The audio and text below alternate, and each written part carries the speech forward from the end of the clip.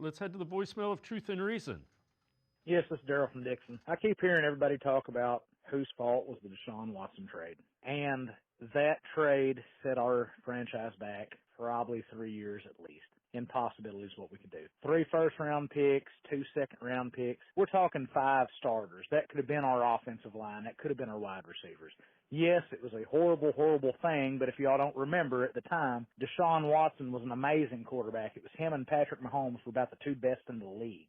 There are probably 20 teams in the league that would have done that same trade that we did. But we're Cleveland. It didn't work out, so it is what it is. Any GM that made that trade, and I'm telling you over half the league would have done it, can't hold it against them because that should have gave us a Super Bowl, but suddenly he forgot how to play football.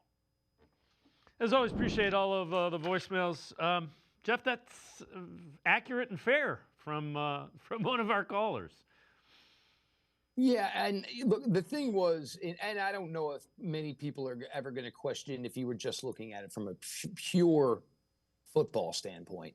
I think, obviously, with, the black cloud that was around Deshaun Watson at the time, that was the one where I think, maybe some people, just weren't necessarily with it. And to be fair, this Cleveland fan base, I will tell you right now, if he had played well and he found a way to play, lengthy period of time and play well, Browns fans, as desperate as they are for a winner, probably would have found a way to, I wouldn't say necessarily get over with it, but I would say maybe to cope with it. The deal is what it is. And at this point, I don't think it's really even a talking point necessarily at this. And I think we've, probably learned over the time that I think it was a decision that everybody was on board with.